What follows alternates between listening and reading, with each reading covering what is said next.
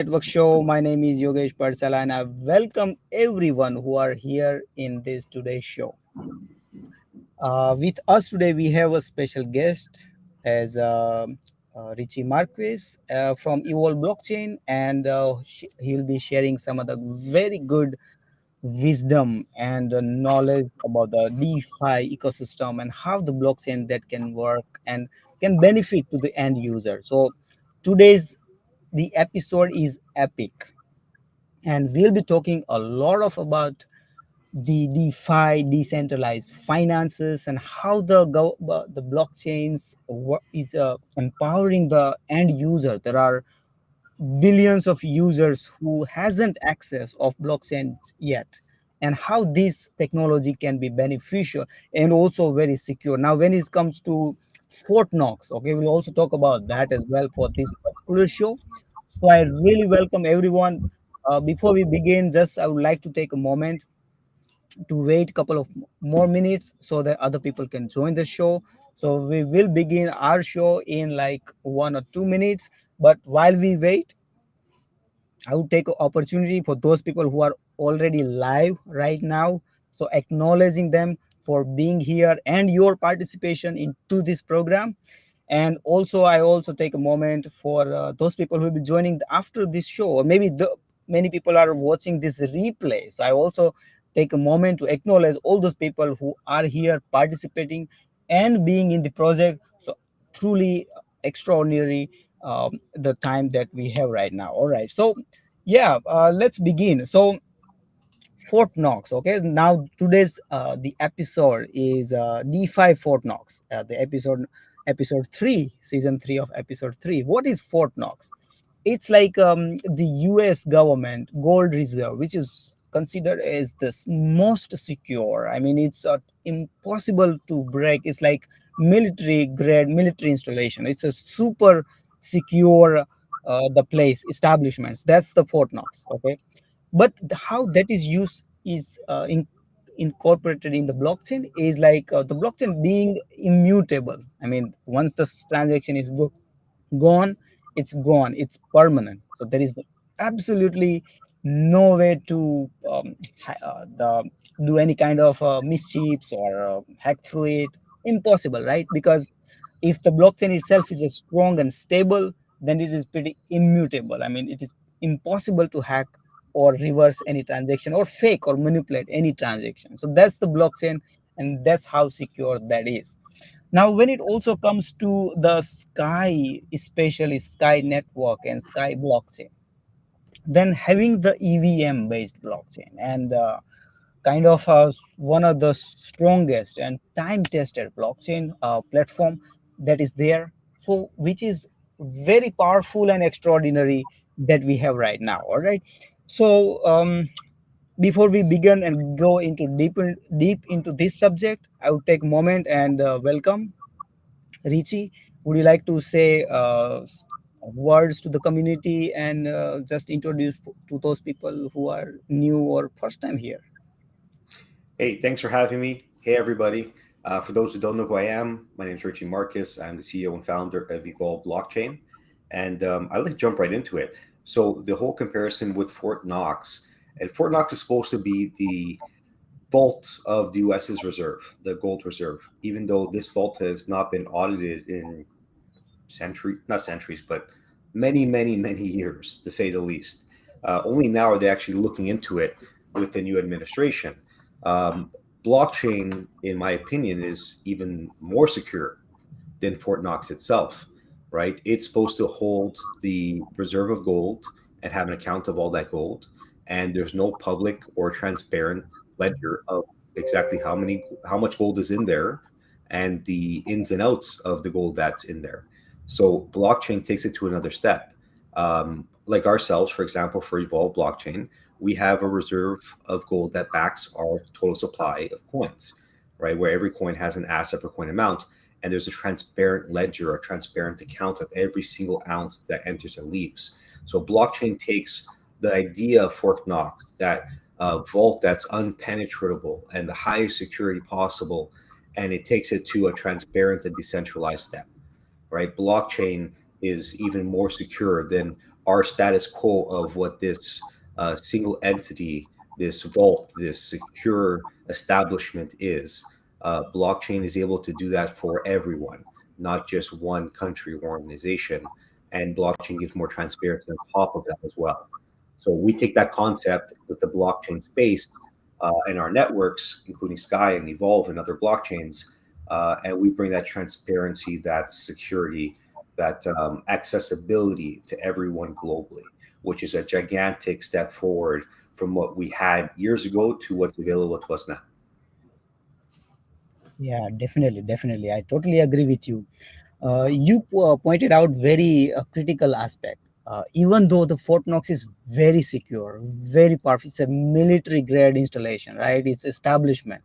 But you put it really well. It's there is still a decentralized component is missing. So when it comes to a blockchain itself is a cryptographically proved mechanism which is impossible to break, because if someone breaks a block, then entire chain of block, which is blockchain, can be totally absolute. I mean, it's becomes like useless.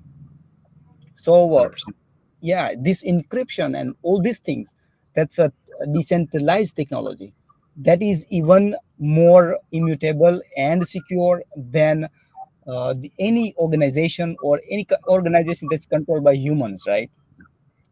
So yeah, I And mean, that's yeah, security yeah, is so critical with anything. So if blockchains weren't secure, if they weren't encrypted, if you could not trust them to that level, and it has to be immutable, it has to be trustless system, you couldn't build anything on top of them. Everything you built would then, as a result, fall apart if the blockchain itself had vulnerabilities. If it was able to be taken down, and like you said, one block falls, the rest of them fall with it.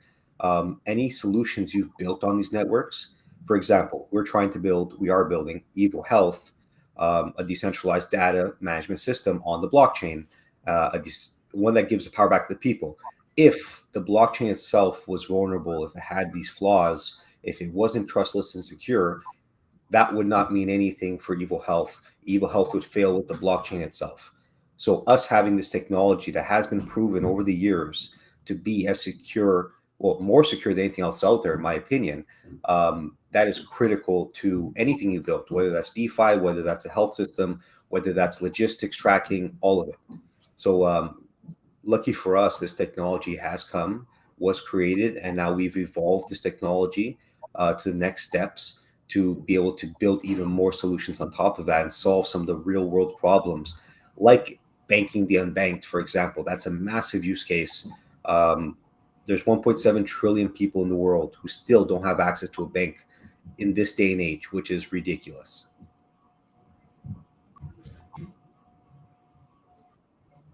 right, yeah, definitely. I mean, if one banking facility, yeah, definitely people don't have access to the banking with whatever, like there are many reasons out there, like it's due out there. But when it comes to blockchain, it's accessible to everyone, any human being on this planet, a computer, and even now the many evolving as a internet less or network less blockchain, which means they even don't need internet to operate. So but now it's evolved higher level, which is phenomenal, right? So banking sector, DeFi especially, is a decentralized finance and banking sector. That's the most impact for this technology, right? What's your thought on this Yeah, further? DeFi is definitely one of the bigger use cases for blockchain. We no longer have to rely on a bank or an entity or organization to give us these tools, right? Me being able to loan out money to someone else using a smart contract and have it auto executing by the terms of that smart contract. For example, I have $100 worth of Evo or Skycoin or Ethereum, and I need $40 to invest in something. I don't necessarily want to sell my $100 worth of Evo to get that funds I need for something else. I'd rather leverage those $100, get a loan against those $100, But if the ratio of that value, $100, ever dropped by 50%, for example, that smart contract would execute, liquidate my asset, the evil coin, the SCAI, the Ethereum, whatever that is backing it, and then pay the person who gave me the loan plus his interest. And now that closes off. So it gives me the ability to raise funds against my assets, whatever crypto asset that may be, and the lender the ability to make money by lending a secure, using that smart contract to execute everything, to myself. And he makes money. I have the liquidity I need, and I have the backing. And there's the security of, if this happens, that happens automatically. It's not the bank thinking, it's not someone else, a human, executing these things or having an opinion or a thought process there. It's automatic. There's no bias. It's all written into the smart contract that anyone can verify. And that gives us the tools to become our own banks again, right? Those, I think South Africa is one of the biggest regions that's unbanked in the world, but most of the people in that region have a cell phone. So with a cell phone and an internet connection as a starting point, you can now access any of the tools that traditional banks offer in a decentralized form that is trustless and verifiable across the board. This is a paradigm shift in humanity, because we no longer have to rely on a small group of people to give us these financial instruments, and they have a monopoly on the wealth that's created because of these instruments. And let's face it, the banks these days, they don't even have the way they do marginal lending. It's a fraud system to start with, right? So we can really clean up a lot and give people the opportunity to take these tools and really thrive with them in a decentralized manner that we've never had this opportunity before.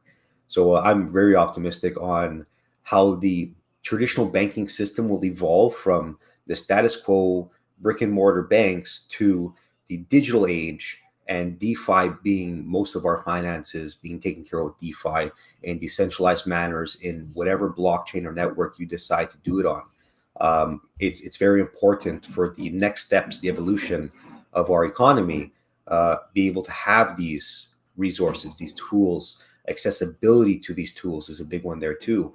You can take a country that was largely unbanked and overnight give them all these tools by downloading an application on their phone and securing a bit of crypto. Yeah, it's extremely important.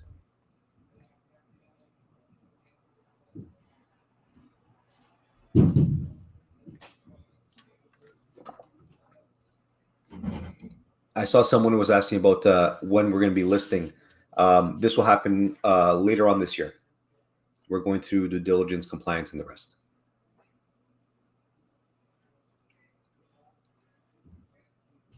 Are you still there, Yogesh? Maybe Yogesh stepped out. Maybe it's internet. So the other side of this is going to be security. So we have these tools, we have these resources, we're able to offer DeFi products to each other now without the banks being involved. And the next step is obviously, how do we secure these? What are the challenges? What are the pain points or points of failure that can happen from DeFi? And that comes back to the code itself. So smart contracts, if there's vulnerabilities in these smart contracts that you use to loan out funds to someone else, then as an extension of that, you're going to have problems in the future, right? You might have it where that smart contract doesn't work the way you want it to work, the way you thought it was going to work, and there's a vulnerability there, and you or both parties can lose money or assets as a result. So having and making sure that these instances, the code that's written for these DeFi tools has been audited, is foolproof. Because if there is a major vulnerability, that is it, the code itself, right? Making sure that what networks you use are credible, and that they actually have done these audits, that they've been tested and tried and true for years and years and years, so that you can feel comfortable using these decentralized exchanges and these DeFi offerings, these tools that they have for us, and making sure that they are going to work the way they're supposed to.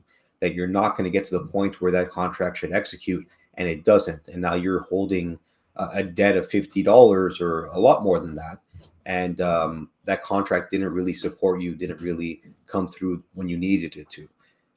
The other side of this is regulatory uncertainty.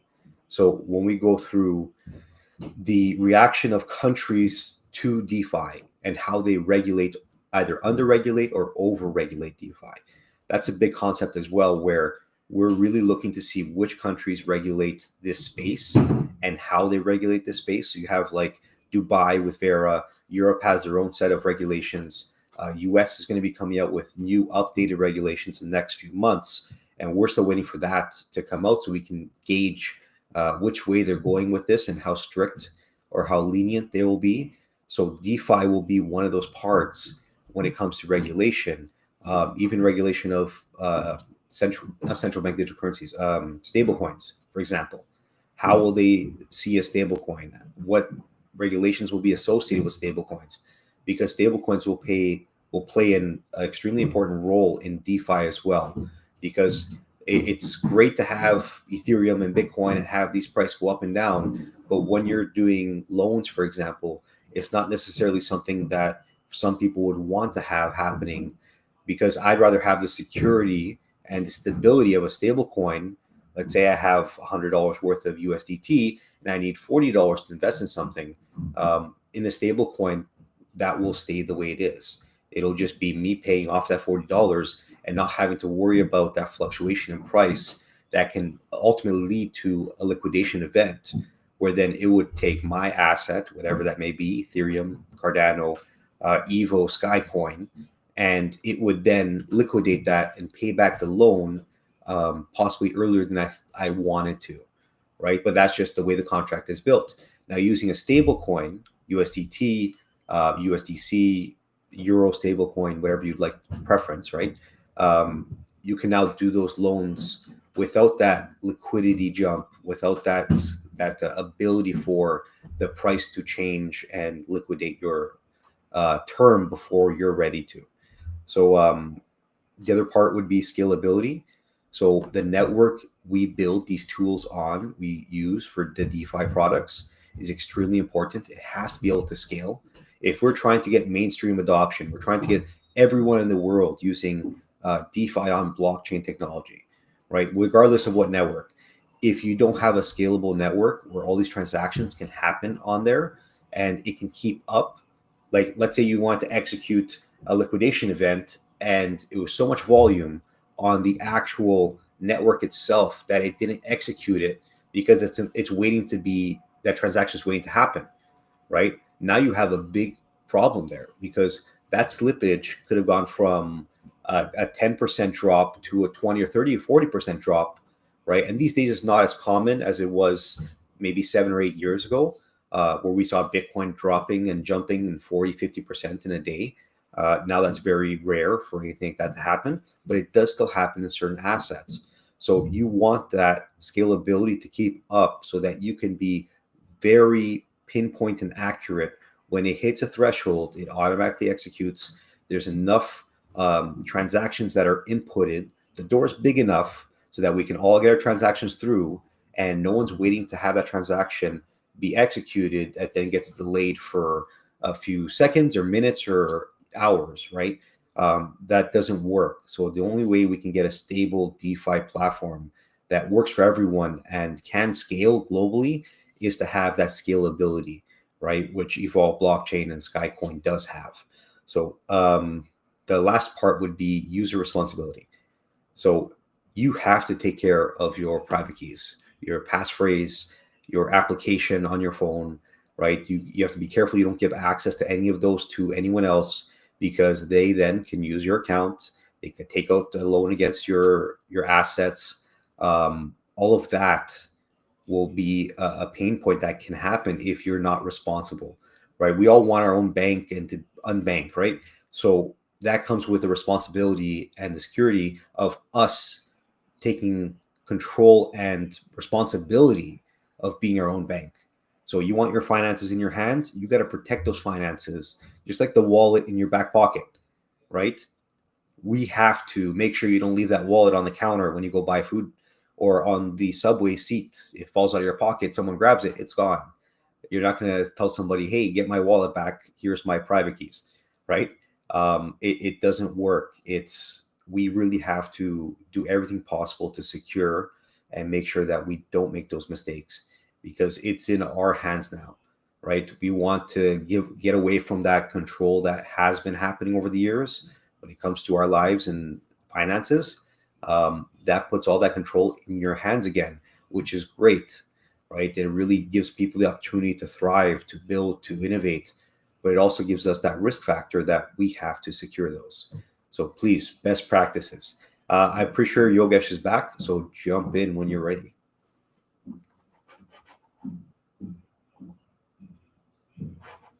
Maybe not. He might be having some internet connections here.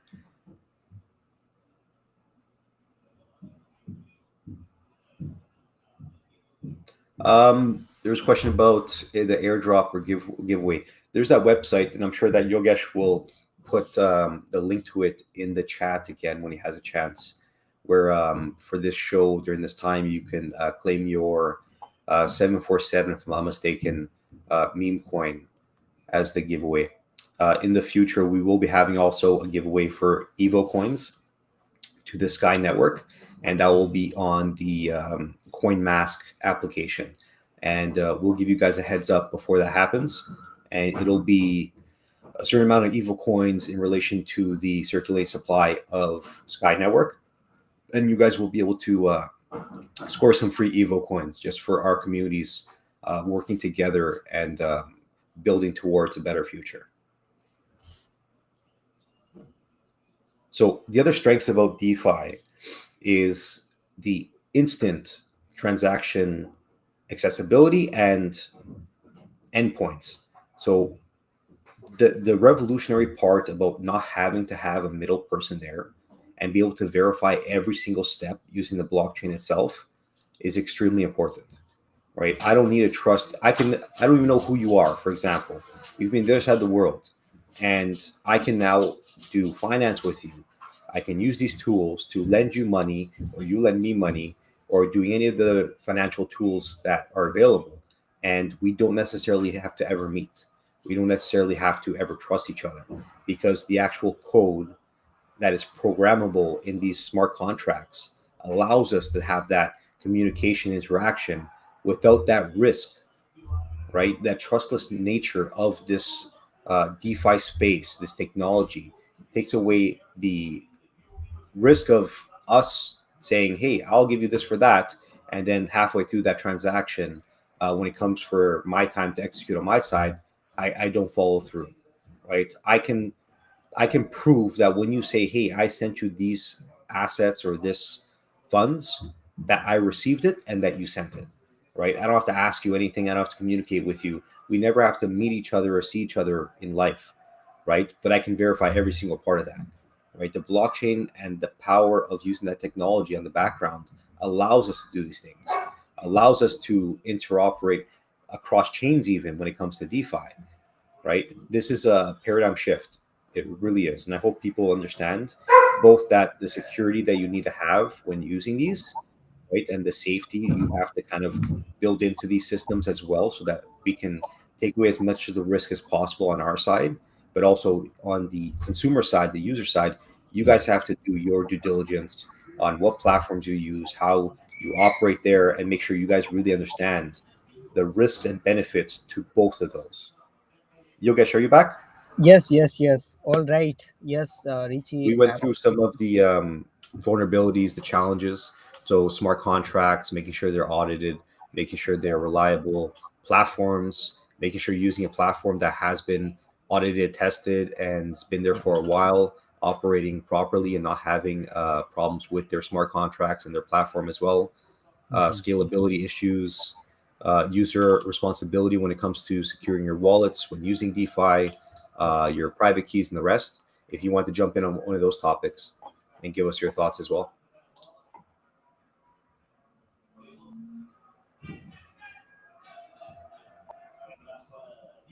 Can you hear me?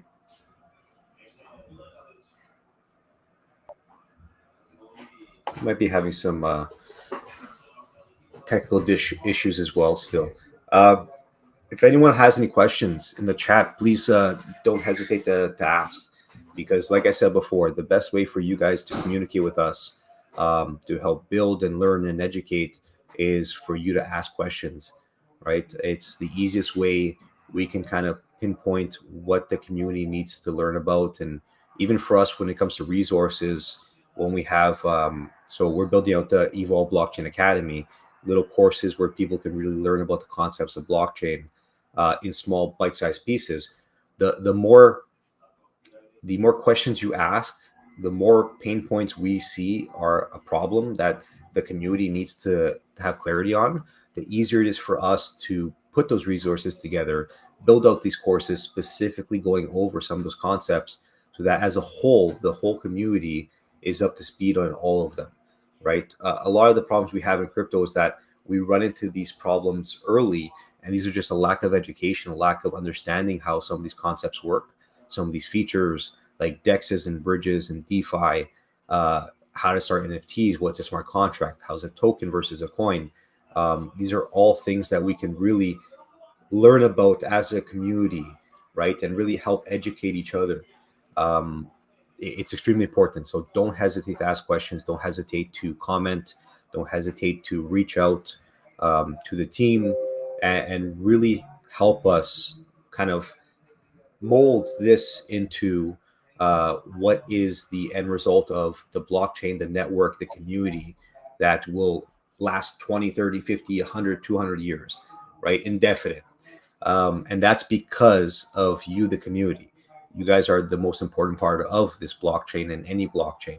So when we talk about these concepts, it's for your understanding. It's um, a way of us communicating with you to help you guys navigate some of these complex or seemingly complex um, parts of blockchain and really break it down into bite-sized pieces, because we don't want you to run into a problem and lose funds or your assets or your valuable SCAI or evil coins. We want you to navigate this network and take the most benefit from it as possible, right? That's what we want.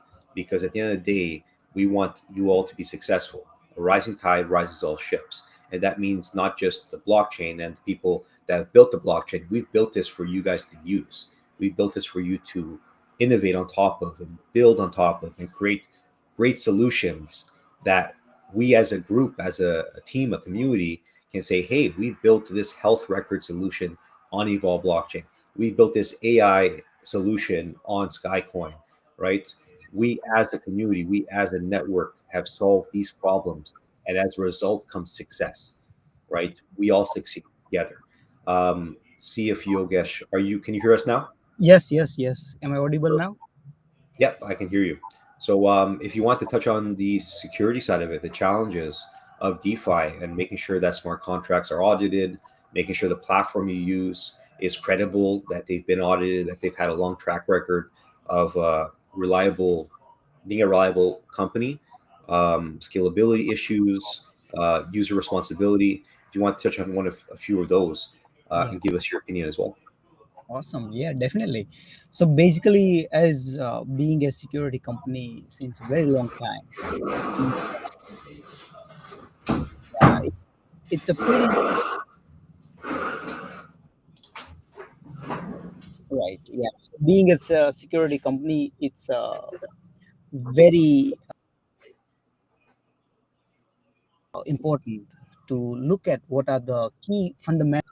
And when it comes to security audits, it's vitally important for every DeFi projects. At the same time, also as you already talked about how the user responsibility, because there are so many incidents where the wallets just people just lose their wallets, or I mean, there are so many things that can happen. There are phishing attacks and all kind of things. So there is also a lot of responsibility for the on hands of users, because let's see, it's all about the how because the power is in the hand of the people, right? So it's their This is responsibility. something that's never happened.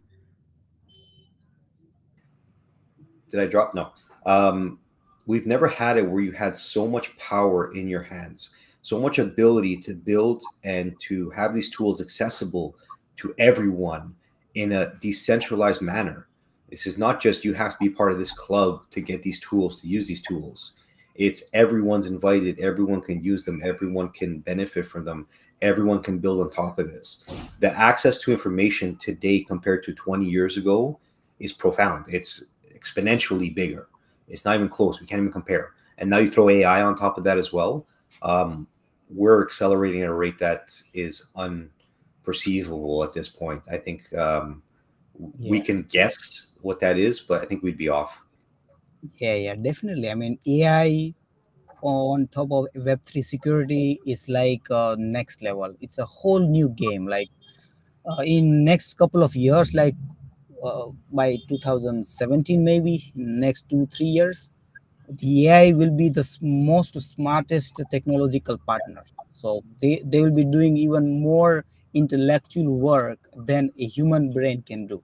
So by 2013, the AI will, the Elon Musk, I was reading an Elon Musk interview saying the AI will take over entire human intelligence, entire human intelligence on this earth by Scary 2000. stuff.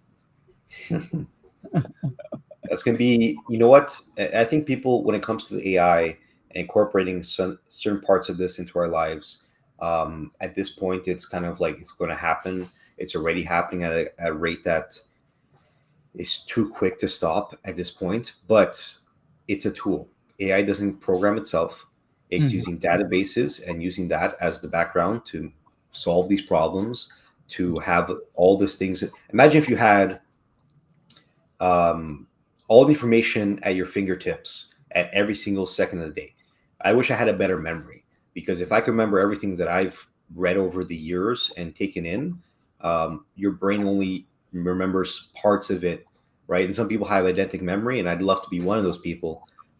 But AI has eidetic memory, and it has terabytes and terabytes and terabytes of memory. Yeah, We don't have that. So this tool can be used to facilitate our lives and really help expand or amplify our talents, right? So when you say DeFi wise, I loaned you this whatever so many months ago, and the person, no, you didn't. We never did that loan. You can prove that, right? It's very simple.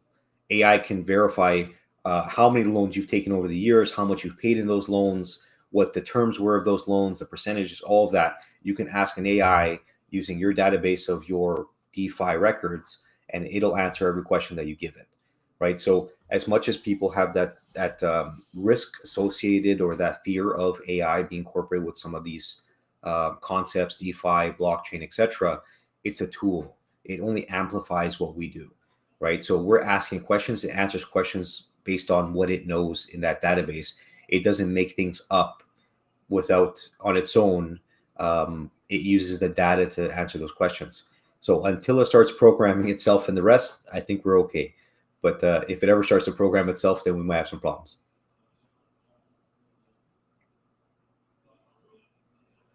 The other part here is with AI, when we start using decentralized databases as the LLMs, and there are some with open source, the LLMs and the rest, but the bigger ones do not have open source. Some smaller ones do, but at a certain point, the decentralized AI may be the end result of what is best for humanity as a whole, where everyone can verify all the data points, everyone can verify the LLM, and that it's not a biasedly written code. For example, ChatGPT, DeepSeek, and Grok will have three very different answers when it comes to a certain concept.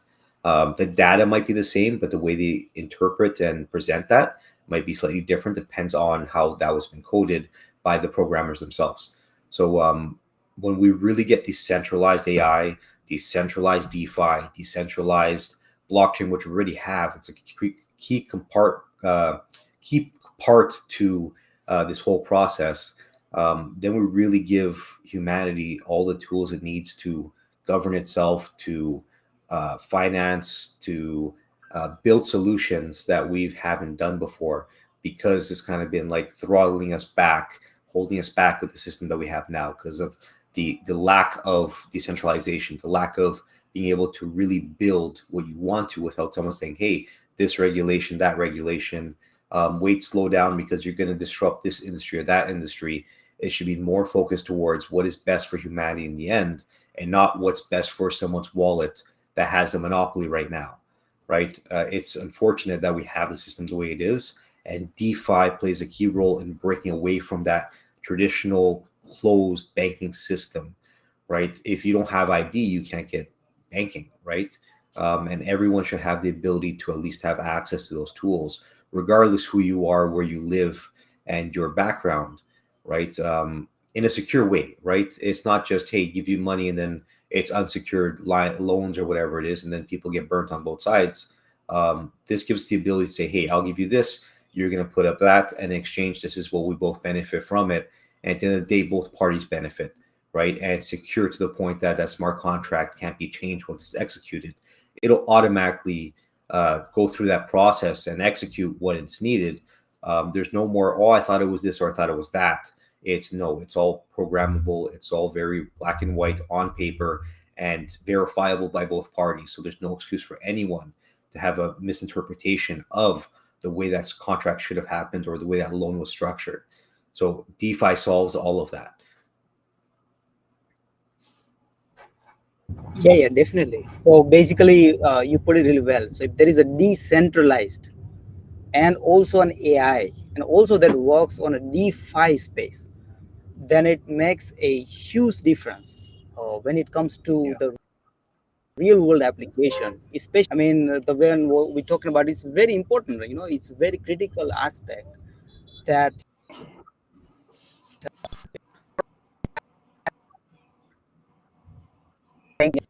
but all these things. But yeah, I would like to point it out here is the technology itself is still in early stage. Okay, so the decentralized AI Yeah. is a whole new level, right? Because it needs a lot of memory and computing power.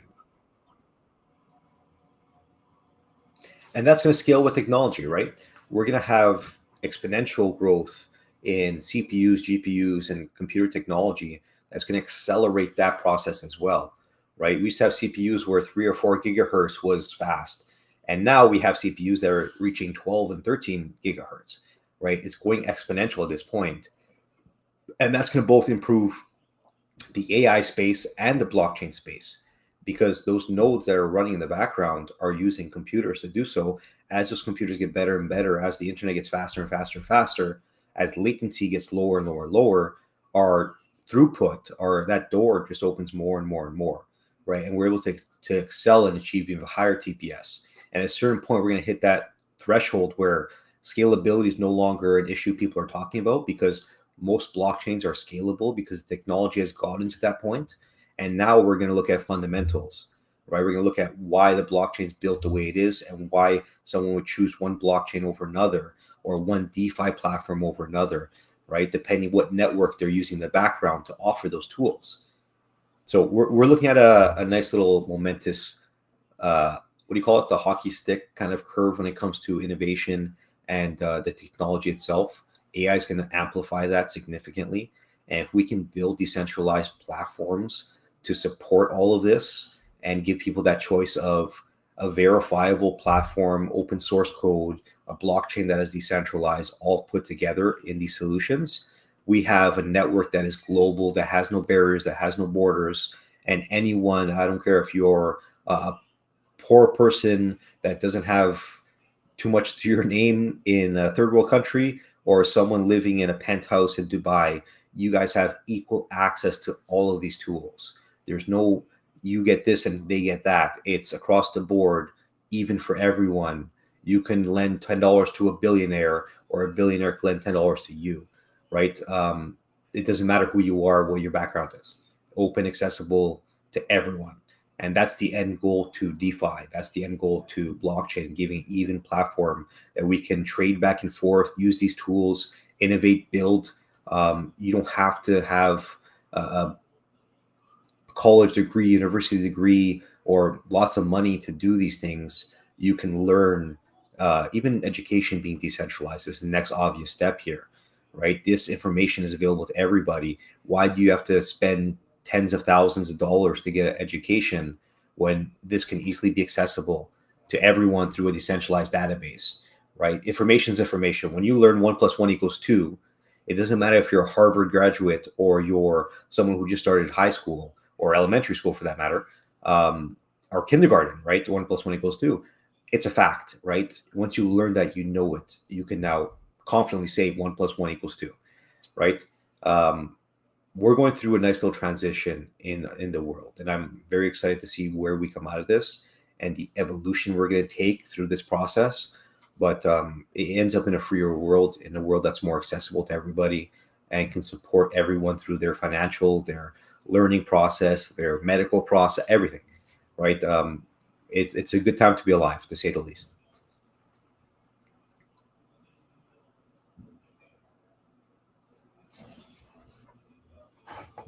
Yeah, yeah, totally agree. The point you raised is decentralized education. So if the person is in the Harvard or someone is studying high school in any other countries, so the free education accessible to everyone. So that is the next technological shift, which is very exciting.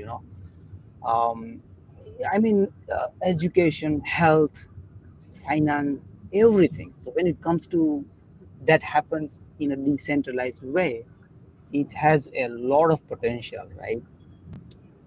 And the best part is we already have the technology to do it, right? It's not Yeah, like, oh, we're waiting for this technology to be built so we can offer these things, right? If you go on YouTube right now, just from their database, you can learn how to change the oil of your car, build most things, right? Like, yes, a professional that has more experience will do it faster and more efficiently, right? But you can learn how to lay brick, you can learn how to change the oil, you can learn how to build a shed, you can learn how to code, right? Just from the education we have already available to us, those resources, right? That's going to get amplified, right? You're going to then throw in other technologies like VR and AI.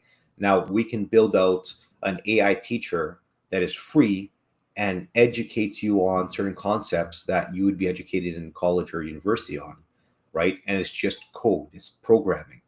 And now we have the ability to now take a classroom of kids and say, hey, we're going to learn about the Amazon today. They put on VR glasses and now they're walking through the Amazon. And when they're speaking about these concepts, you're visualizing the actual leaves that they're talking about, the plants, the trees, the animals, the ecosystem that's there in a visual sense. Not everyone learns by writing and reading more efficiently. They learn by visual, by touching, by doing it themselves. That's how the system right now that we have when it comes to education is very slanted towards a certain way of learning, and it works for the most part because people kind of adapt and learn how to learn that way. But myself, for example, I'd rather do something to learn it. You can watch a video doing it, but actually doing it and going through those like trials and errors is how I learn the best, in my opinion, right? And others might be from reading a book and they learn how to do something and that's their best way of learning. We can really kind of pinpoint and specialize learning to the way that that student, that person is most effective at learning, instead of just saying here's a one solution for everybody and now just do it this way and this solves all problems, right? We are very different from one to another, right? We have very different ways of thinking from one person to another as well. So there's not just one end all solution. And in the next little bit with this technology, we'll be able to kind of really structure these courses, these educational assets and programs to the individual and not to 50 people at once and say, hey, this is the best for all of them, because it's not. right. Yeah, yeah, definitely. So taking the technology to the next level in educations and everywhere, there is a huge impact for sure. And I mean, we are in the right uh, age of humanity, right, to experience and to witness all these changes that's happening. Think about it, what's going to happen in next 5 years. I mean, look at what the other technological countries, Japan or China or other countries, are headed towards. Like, it's a I It's mean, it's unreal. yeah, it's kind of, it's unbelievable.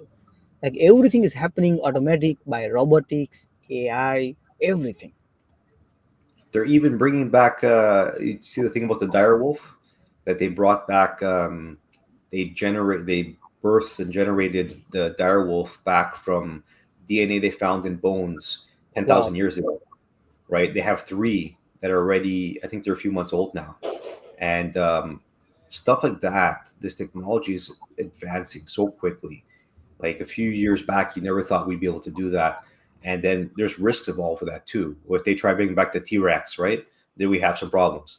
Um, but we're developing, and I think 1 to 5 years. Like I want to say we're going to jump twice or three times, but it might be significantly more than that, right? If we're already doing what we're doing now, and AI is only going to amplify our efforts, and AI is only getting better and better and better by the week, it feels like another update is coming out for a better and better model. And in 5 years, we might have an AI that you ask it anything, it'll answer it. You ask it to do anything, it'll do it, right? I refer to the example of like iRobot, the movie, of what we may look like in a few years, in maybe 10 years when we have that shift. Yeah, But that's it's unreal. And yeah, DeFi blockchain plays a big part in this, right? We no longer have to centralize anything. We can decentralize the whole platform, every yeah, part of our lives. Even like when it comes to travel, you can be able to jump from country to country, have access to all of your resources, all of your DeFi tools, everything. Um, you can buy property, you can sell property. Ownership of property will be decentralized and tokenized, so you can verify that you're the owner of it and verify through the blockchain that you are the only owner of that property or that car or that boat or whatever asset. We're moving to an age of we no longer will need to trust anybody. We can verify all of that using blockchain, AI, and the technology we have at our fingertips already. And that's only going to amplify and get better, right? We're at the precipice of that next step. As much as things feel pretty crazy already, and it feels like we're already moving at a rate that's like exponential, um, it's lock in. It's going to get even faster than it's going right now, right? And we see that day to day.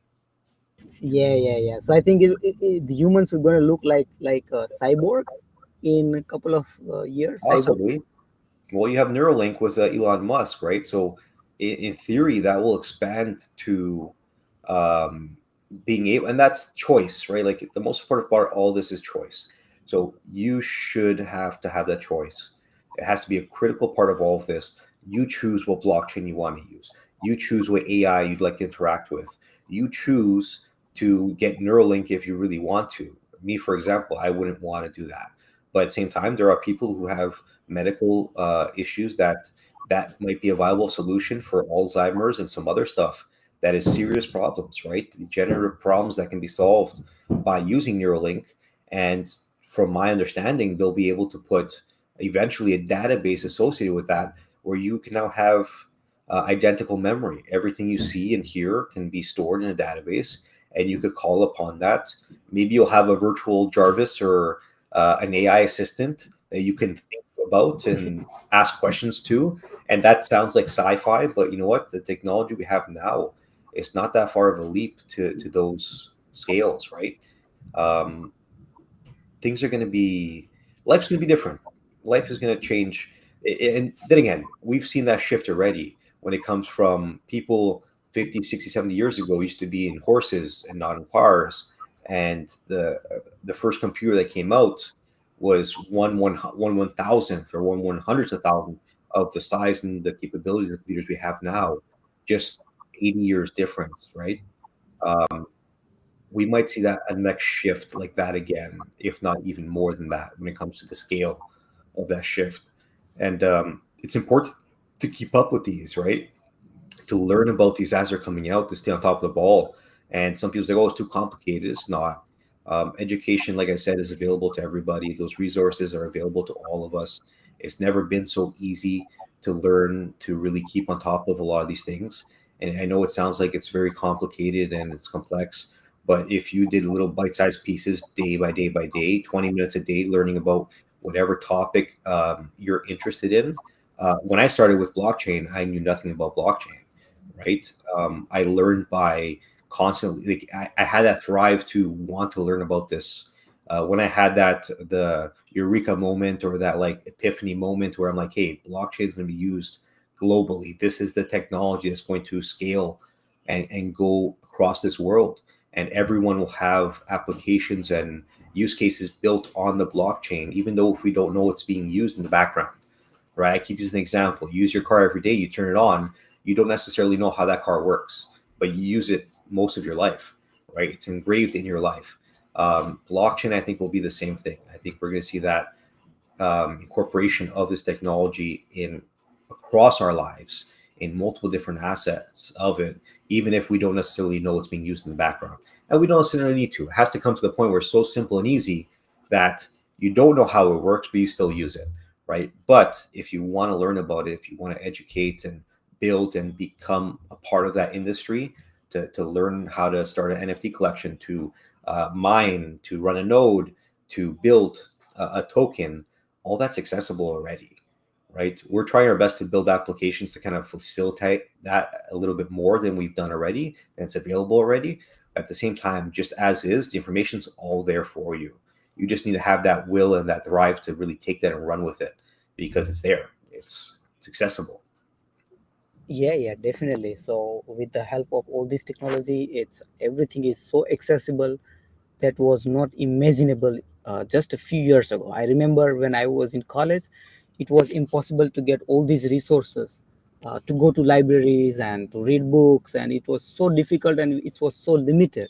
But now with the technology, it's like just a press of a button, you get everything. Even now, these AI tools does the thinking as well, so we don't have to even do the critical thinking as well. So it does everything So is on hand of our just fingertips. So everything is so available right now. There are still some other places in the world which are still left behind in terms of technology, but I'm sure with the advancement of this technology in coming years, I mean, it will be everywhere. Whenever we go any island in the far beyond uh, anywhere, right? It will be there. Antarctica or Arctic or wherever people go, the things will be there. the other part is this is those small countries, these third world countries that think, oh, they're last, right? They're not up to date like us. They actually have the easiest route when it comes to adopting these technologies, right? When you take a country that's already established and has a medical system, for example, use Evo Health, for example, they already have the medical systems they use now, the databases, the functions, the systems. If you go to a country that's still using paperwork for the medical system, you can much easier for you to now transition that system to the new digital blockchain based system than it is for you to take this more high tech system that we already use in first world countries, right? To then shift over to this new system, right? You have to kind of break some stuff down and rebuild on one side, and the other side, there's not much of a barrier to kind of transition. It's just building the new solution there and migrating paperwork to a system that's digital now, as where the system we have now is already semi-digital or about to be fully digital. It's harder to make that transition in these first world countries, these bigger countries that are seen as the more technological right now, right? You can really change that. You can really flip that system over a lot faster in a small country that doesn't have this established already. Yeah, yeah, definitely. So, I mean, this technology is going to be next 5 years. I think 2023, 2030, it will be totally different than what we are seeing right now. So, huge shift everywhere. The Web3, blockchain, AI, even quantum computing. Now, quantum Oh, computing is big one also too. a huge, How right? long do you think before we have personal quantum computers? Sandeep actually is has done the masters in quantum computing and AI, so he knows the answers to this question much better. But hopefully, I mean, once that comes, then we need blockchain that is also resistant to that as well, because otherwise it will break everything. There's two sides to that coin, though, and I've heard this fear of quantum computing breaking the algorithms, breaking the hash, all that stuff.